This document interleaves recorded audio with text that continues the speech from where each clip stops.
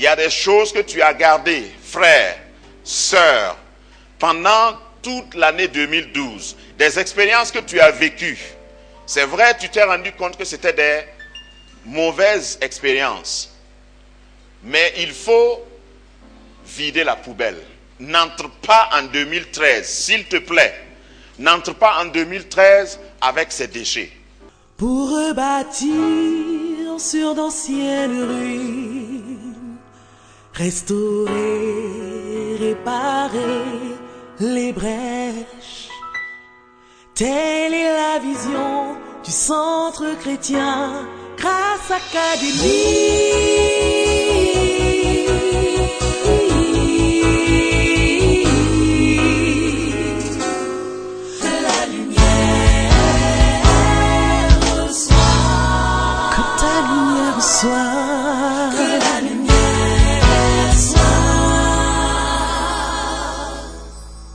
Grâce Académie.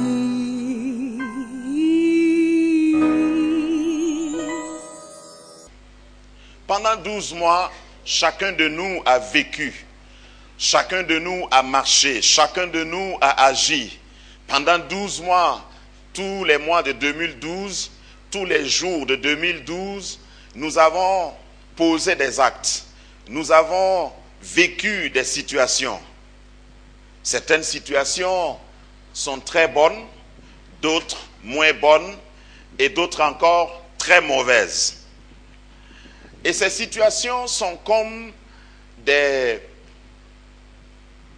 objets de poubelle, comme des articles de poubelle, comme des choses que nous ne voulons plus voir. Certaines choses, c'est des souvenirs. Et le propre de l'homme est que nous aimons garder ce que nous devons jeter, c'est-à-dire nous aimons nous souvenir de ce que nous devons oublier, nous mémorisons ce que nous devons oublier et nous oublions ce que nous devons mémoriser.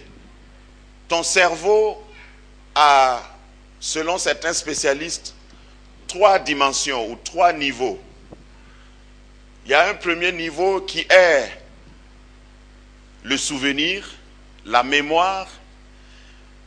Le niveau intermédiaire, c'est la contemplation. Tu vis le présent. C'est à ce niveau que tu regardes les choses, que tu apprécies, que tu contemples. Et le troisième niveau, c'est la projection, la vision. Tu peux être assis ici et en train de penser à quelque chose que tu vas faire demain. Ça, c'est la projection. Et à tous ces niveaux correspondent des activités précises. Le problème est que souvent, nous laissons le souvenir, nous laissons le passé dominer sur le présent et sur l'avenir. Nous laissons notre poubelle, notre mémoire dominer sur notre présent.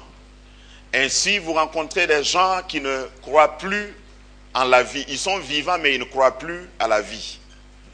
Vous rencontrez des hommes mariés qui ne croient plus au mariage à cause d'une expérience qu'ils ont vécue. Vous rencontrez des gens qui ont des amis, mais ils ne croient plus en l'amitié à cause d'une douleur, d'une expérience, d'une déception qu'ils ont eue dans le passé. Ça veut dire que ces personnes n'ont pas vidé leur poubelle. Le danger avec une poubelle, quoique la poubelle soit utile, quand vous gardez des choses trop longtemps dans une poubelle, ça finit par contaminer le reste de la maison. Une poubelle n'est pleine qu'après un balayage, qu'après un aménagement, qu'après une organisation. À la fin de l'année, classiquement, traditionnellement, chacun fait un bilan. Les entreprises font des bilans, les foyers font des bilans, les individus font des bilans, en tout cas ceux qui sont conscients. Je sais qu'il y a aussi des gens qui circulent seulement. Pourvu qu'il y ait la vie et pourvu qu'il y ait à manger. Ils ne font jamais de bilan.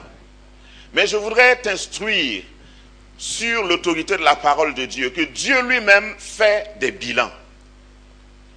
Quand vous lisez dans Genèse, vous rencontrez comme un refrain, Dieu vit que cela était bon. Et il y eut un soir et il y eut un matin. Chaque jour, Dieu a fait un bilan pendant la création. Si tu ne fais pas de bilan, tu ne peux pas savoir où tu es parti et si tu es arrivé. Si tu ne fais pas de bilan, ton passé va toujours te rattraper. Si tu ne fais pas de bilan, tu es condamné à répéter les mêmes erreurs. Tu es condamné à blesser la même plaie. Tu es condamné à réveiller les mêmes souvenirs. Mais quand tu fais un bilan, l'utilité d'une poubelle, c'est de collectionner tout ce qui doit être jeté. Mais il ne suffit pas de collectionner, il ne suffit pas de les rassembler. Il faut faire l'effort de vider la poubelle. Matthieu chapitre 9, verset 16.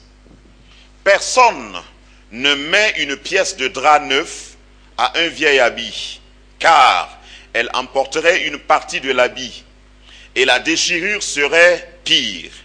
On ne met pas non plus du vin nouveau dans de vieilles outres. Autrement, les outres se rompent, le vin se répand et les outres sont perdues. Mais on met le vin nouveau dans des outres neuves et le vin et les outres se conservent. Cette parole est de Jésus. Vous savez que Jésus est venu à une époque. Jésus est venu selon un calendrier et Jésus est venu après des dispensations. Jésus est venu et avait un précurseur et son précurseur s'appelait Jean le Baptiste. Jean-Baptiste. Pour replacer ce texte dans son contexte, un jour, Jean-Baptiste a envoyé des personnes, ses disciples disons, vers Jésus pour lui demander: mais comment se fait-il que toi, tes disciples ne jeûnent pas, alors que nous jeûnons? Ça, c'est très religieux. Hein? Mais c'est vrai que nous aimons poser des questions, quelquefois qui n'ont pas de sens, qui sont inutiles. Mais vous voyez, le niveau de votre question est indicateur du niveau de votre pensée. Jean-Baptiste a indiqué le chemin. Lui-même a dit qu'il n'était pas propre, il n'était pas digne de délier les souliers de celui qui devait venir. Maintenant, celui qui est venu et il a continué. Est-ce que tout le monde me suit? Je ne vais pas parler de Jean-Baptiste, mais c'est pour parler du contexte. Si par exemple je suis protocole du président, et puis je viens, je vous dis, le président arrive. Maintenant le président vient, et je dis, le président est venu, parce qu'il a dit, voici l'agneau de Dieu, qui ôte le péché du monde. Donc il est venu. À un moment même, il a dit, il faut que lui, il croisse et que moi, je diminue. Tout ça, c'est Jean-Baptiste. J'annonce le président vient, il veut faire son discours et moi, je continue mon discours aussi, parallèlement. Ça, c'est refuser de vider la poubelle, refuser de changer, parce que quand le nouveau vient, il faut laisser l'ancien. Je n'ai rien contre l'ancien. Si sans l'ancien, tu ne peux pas valoriser le nouveau. Ça, c'est peut-être pas la Bible qui a dit, mais ça, c'est mon avis personnel. Si Jean-Baptiste avait laissé son ministère, puisqu'il annonçait que Jésus allait venir, quand Jésus est venu, s'il laissait son ministère pour suivre Jésus, on n'allait pas couper sa tête. Vous savez comment Jean-Baptiste a terminé. Mais ça, c'est mon opinion personnelle. Parce qu'apparemment, ici, dans notre passage, Jésus ne s'est pas trop attardé sur une réponse directe. Il a donné une parabole. Il a simplement dit, quand tu as un vieil habit. Il faut jeter et chercher un nouveau habit. Mais si tu veux garder il y a des gens qui sont tellement attachés à un habit. Dis à ton voisin, on ne parle pas de toi. Mais je connais des gens dans la vie, ils ont un habit, l'habit est délavé, l'habit est périmé, l'habit est illisible, mais ils ont une affection, il y a comme une affection spéciale. Et tu vas les voir toujours porter cet habit. Ça va encore si l'habit est entier. Il arrive que l'habit se déchire. Et ils vont, parce qu'ils refusent de jeter l'ancien, ils vont aller prendre une pièce neuve et venir mettre sur le vieux. C'est des gens qui refusent de vider leur poubelle. Dis à ton voisin, prends courage et abandonne l'ancien. Parce que si tu t'accroches à ce qui est vieux, malgré ta sincérité, malgré la valeur de ce que tu veux donner à ton vieux habit, ça ne marche plus avec le temps. Amen. Voilà quelqu'un qui a eu la grâce de parler de Jésus avant que Jésus ne vienne. Mais quand Jésus est venu, il a préféré rester à côté, organiser ses jeûnes et prières, faire sa délivrance. Parallèlement à ce que Jésus faisait, tu indiquais le chemin est venu. Jésus même est venu dire, moi je suis le chemin, la vérité et la vie. Mais pourquoi tu ne le suis pas? Ça c'est le danger de quand on ne sait pas abandonner l'ancien pour suivre le nouveau. Je répète, l'ancien est utile. Parce que l'ancien nous enseigne et nous amène à connaître la valeur du nouveau. Alors, à la fin d'une année,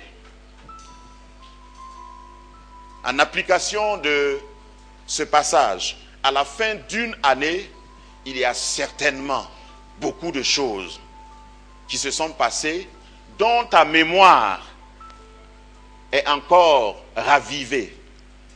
Ta mémoire a conservé des souvenirs. Mais ce n'est pas tous les souvenirs que tu dois apporter avec toi dans la nouvelle année.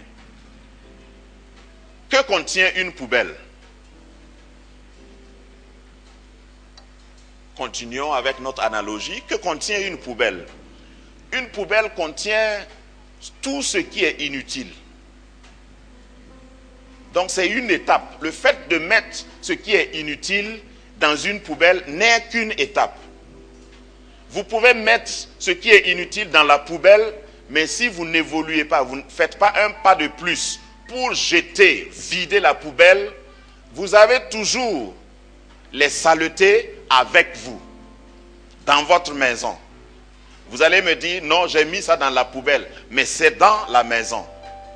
Ça veut dire que si c'est quelque chose de périssable, si vous mettez dans la poubelle, ça va commencer après un certain temps à sentir. Il y a des choses que tu as gardées, frère, sœur, pendant toute l'année 2012. Des expériences que tu as vécues. C'est vrai, tu t'es rendu compte que c'était des mauvaises expériences. Mais il faut vider la poubelle. N'entre pas en 2013, s'il te plaît. N'entre pas en 2013 avec ces déchets. Et à propos, Jacques chapitre 1, verset 21 nous dit, sur le plan spirituel, il y a des déchets qu'il faut abandonner, qu'il faut jeter. C'est pourquoi, rejetant toute souillure et tout excès de malice, recevez avec douceur la parole qui a été plantée en vous et qui peut sauver vos âmes. C'est à toi de rejeter. C'est à toi d'enlever. C'est à toi d'abandonner. Tu peux dire, mais ça m'a fait trop mal. Ce que j'ai vécu là est tellement douloureux. Oui. Le fait de savoir que c'est douloureux, ce n'est pas assez. Pour que Dieu te donne le neuf, il faut que tu vides le vieux. Il faut que tu abandonnes le vieux. 1 Pierre chapitre 2 versets 1 à 2 nous parle également du contenu d'une poubelle sur le plan spirituel. Rejetant donc toute malice et toute ruse, la dissimulation. Quand on met dans la poubelle, on dissimule. La dissimulation, l'envie et toute médisance. Désirez comme des enfants nouveau-nés le lait spirituel et pur, afin que par lui vous croissiez pour le salut, si vous avez goûté que le Seigneur est bon. C'est à toi de décider de jeter, d'enlever tout. Il ne faut pas dissimuler seulement, il ne faut pas cacher. Et je crois qu'il y a beaucoup de chrétiens qui sont spécialistes en dissimulation. Comment ça va, frère? Ouais, ça va bien. Le diable est un menteur. J'ai mal au cœur, mais ça va. Ce que le frère m'a fait là, vraiment, ça m'a trop fait mal. Mais ça va. Et il y en a qui vont ajouter, je le laisse avec Dieu. Ça veut dire que tu n'as pas pardonné. Mba toi lama. Mba hanewende. Il faut que tu laisses, que tu abandonnes. Et ici, je parle du pardon. N'entre pas en 2013 avec des rancœurs, avec quelque chose que tu as retenu contre quelqu'un. J'ai déjà au moins 3 enseignements sur le pardon. Vous pouvez commander les CD. Le pardon ne consiste pas à attendre que quelqu'un vienne vers toi pour te demander pardon. Dans ma propre expérience, je me suis rendu compte que si je dois attendre que tous ceux qui m'ont offensé viennent me demander pardon, ma poubelle va pourrir. Grâce Académie, une vision, une plateforme, un cadre d'expression et d'épanouissement pour tout l'homme. Une ambassade du royaume de Dieu, un peuple d'adorateurs, un centre multiracial, une église sans cloison avec pour seule passion vivre la réalité de l'évangile de Jésus-Christ. Grâce Académie, une voix prophétique et une vision pour sa génération. Situé à Ouaga 2000, à 700 mètres de l'ambassade des États-Unis, côté Est. Grâce Académie.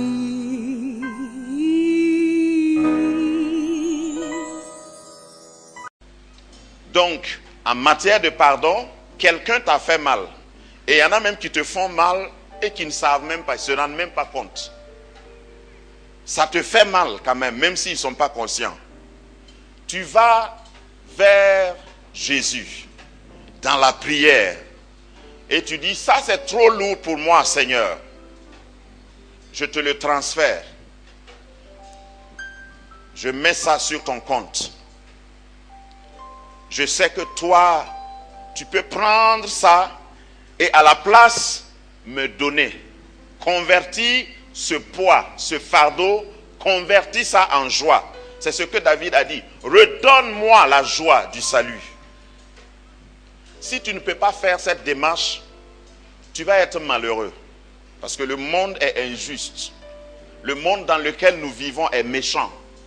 Tu ne peux pas penser que tu peux venir à l'église, t'asseoir chaque fois, et puis tout le monde est gentil, tout le monde est beau, tout le monde est parfait.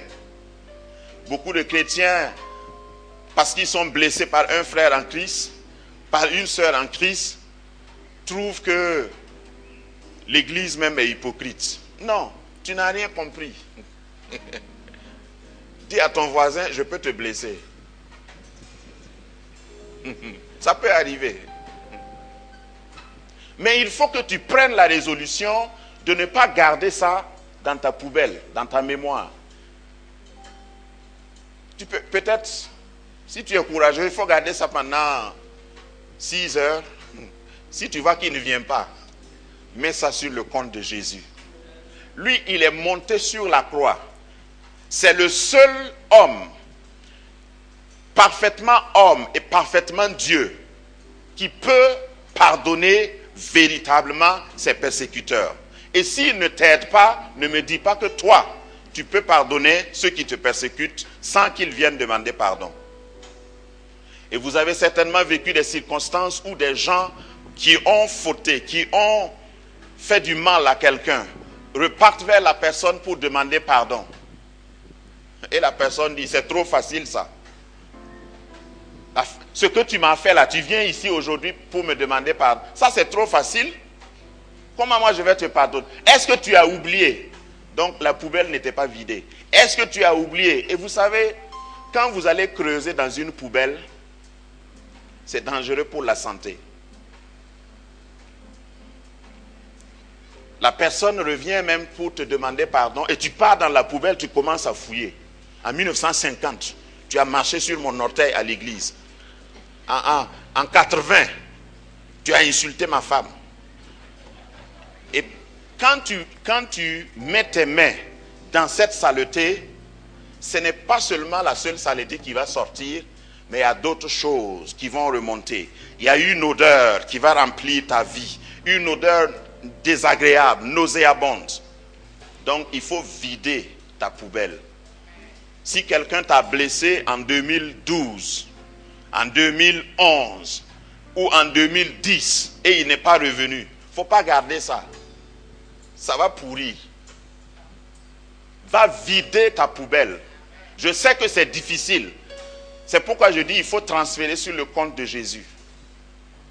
Transfert sur le compte de Jésus. Chargé et fatigué là, ça fait partie. Quand Jésus dit, vous tous qui êtes fatigués et chargés, ce n'est pas seulement le péché. C'est souvent des offenses. C'est souvent quelqu'un qui vous a offensé. Parce qu'il y a deux types de péchés. Il y a les péchés que toi tu commets et il y a les péchés qu'on commet contre toi. Et tout ça, c'est lourd. Transfert. Transfert sur le compte de Jésus. C'est ça, vider sa poubelle. Quand tu vides ta poubelle, tu vas voir que tu deviens léger. Tu dis, Seigneur, c'est difficile, mais aide-moi.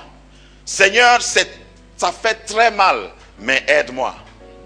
Quand tu le fais, tu seras léger, je veux dire, pour continuer la route. Sinon, Dieu est prêt à te donner un nouvel habit.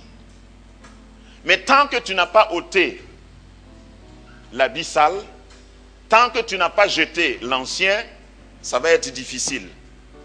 Ésaïe 61, verset 3, confirme. Ésaïe 61, verset 3. Pour accorder aux affligés de Sion.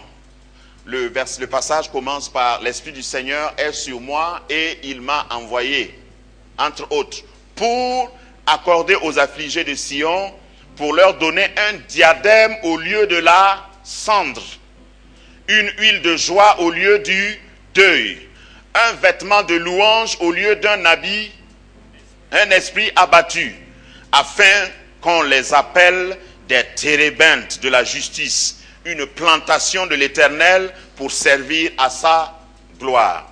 Voilà le plan de Dieu pour toi en 2013. Il y a quelqu'un qui n'a pas compris. Ça, c'est le plan de Dieu pour toi en 2013. Maintenant, pour avoir le diadème, si tu es couvert de cendre, si tu ne veux pas vider la cendre, si tu ne veux pas enlever le deuil, Dieu ne va jamais mettre le bon avec le mauvais. Que quelqu'un dise Amen. C'est clair. Si tu veux un diadème, il faut vider la cendre. Il faut te dépouiller de tout ce qui peut t'encombrer. Et ensuite, Dieu vient avec un habit neuf. Quand le fils prodigue est reparti à la maison, il a eu une nouvelle robe. Mais avant qu'il ne porte la nouvelle robe, qu'est-ce qui doit se passer? Il faut ôter. Donc si tu ne vides pas ta poubelle, c'est pourquoi beaucoup de prières restent inexaucées. Seigneur, bénis-moi. Seigneur, aide-moi. Mais tu as emprisonné tellement de frères en Christ dans ton cœur que quand le Seigneur vient même avec la bénédiction, il n'y a pas de place. Tu es tellement encombré. Quelqu'un a fini le pardon ainsi. Pardonner, c'est prendre la décision de libérer un prisonnier. Et une fois que tu finis de le libérer, tu te rends compte que c'était toi. Est-ce que vous avez compris ce que j'ai dit? Pardonner, c'est décider d'ouvrir la porte d'une prison pour qu'un prisonnier sorte. Et c'est toi qui pars ouvrir la porte de la prison pour que le prisonnier sorte. Maintenant, quand le prisonnier sort et vient à côté de toi, tu te rends compte que c'est toi. Donc si tu refuses de pardonner, tu es en prison. Tu crois que tu fais du mal à quelqu'un, mais tu es en prison. Il faut vider tout ce qui est douleur, tout ce qui est négatif dans ta vie passée. Peut-être que c'est des échecs. Peut-être que tu as pris des résolutions en 2011, en 2012, et tu n'as pas pu les respecter. Ne t'accroche pas à tes échecs. Fais encore des résolutions aujourd'hui. Prends encore des décisions aujourd'hui. Parce que Dieu est prêt à te donner une nouvelle chance, un nouveau départ. Ésaïe 43, verset 18, et nous terminons par là. Dieu s'engage et te dit, ne pense plus aux événements passés et ne considérez plus ce qui est ancien. Voici, je vais faire une chose nouvelle sur le point d'arriver. Ne la connaîtrez-vous pas? Je mettrai un chemin dans le désert et des fleuves dans la solitude. Oh, que Dieu est bon. Ça, c'est le plan de Dieu pour celui qui veut vider, qui s'engage à vider sa poubelle. Seigneur, j'ai failli. Seigneur, je ne suis pas arrivé à faire ce que j'avais décidé de faire. Mais puisqu'il y a une nouvelle année, je suis prêt à reprendre de plus belle. Peut-être qu'en début de cette année, tu as promis au Seigneur peut-être de servir plus dans l'église, par exemple. Je veux m'engager. Je veux faire valoir mon talent. Et puis tu te rends compte à l'heure du bilan où nous sommes que tu n'as pas fait ce que tu voulais faire. Alors l'année qui commence est une autre occasion que Dieu te donne. Au lieu de te lamenter sur ton échec, lève-toi parce que Dieu est encore prêt. Dieu est prêt à t'accompagner dans cette nouvelle année. Ne promène pas des regards inquiets parce qu'il est ton Dieu. Il te soutient par sa droite puissante. Dieu n'est pas dans l'échec.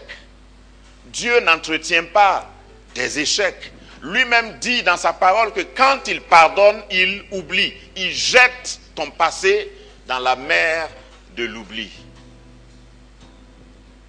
Il est important de vider sa poubelle pour entrer dans une nouvelle dimension. Le dernier point, pour laisser sur votre réflexion, c'est qu'il faut vider ta poubelle pour libérer ta mémoire. Vide ta poubelle pour libérer ta mémoire. Je crois que c'est un langage que tous les informaticiens connaissent. Quand votre poubelle est chargée, votre mémoire fonctionne au ralenti. Il y a des gens qui ne peuvent même plus mémoriser un verset biblique. Quand ils viennent même à l'église, ils sont crispés, coincés, parce qu'ils sont en train de compter le nombre de personnes qui les a offensés.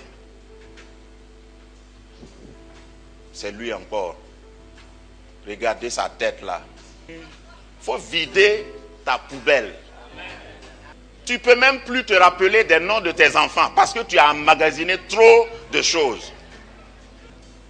Tu as besoin d'espace dans ta mémoire. La vie est belle. Écoutez, en 2013, il y a de très belles choses qui arrivent.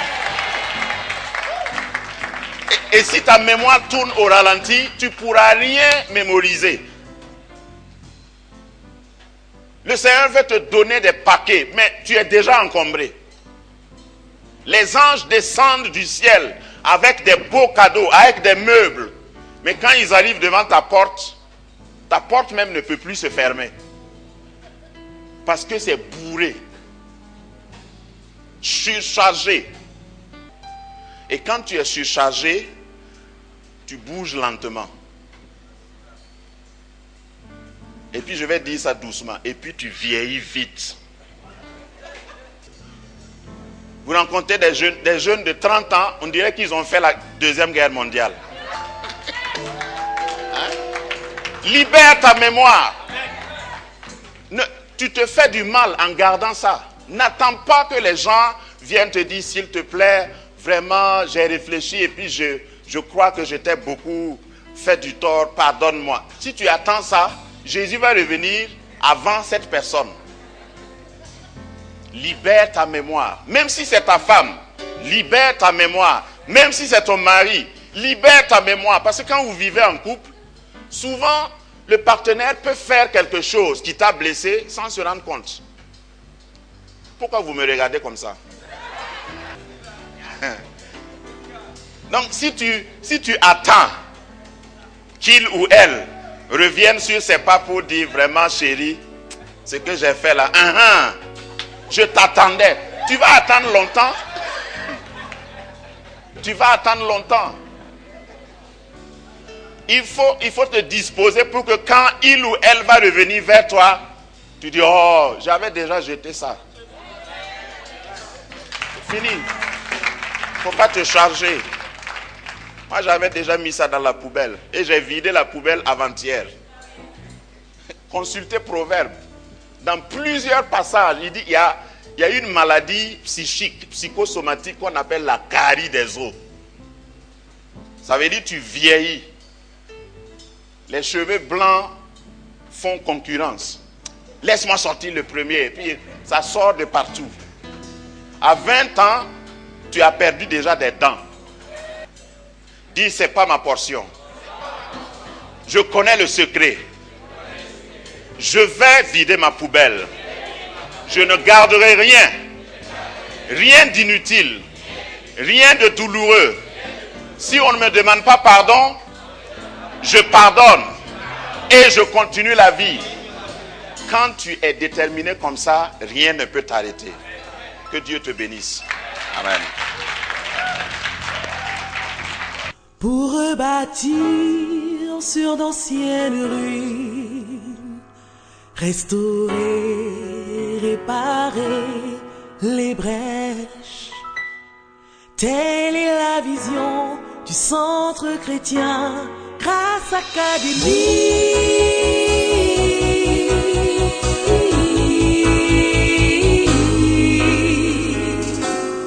Que la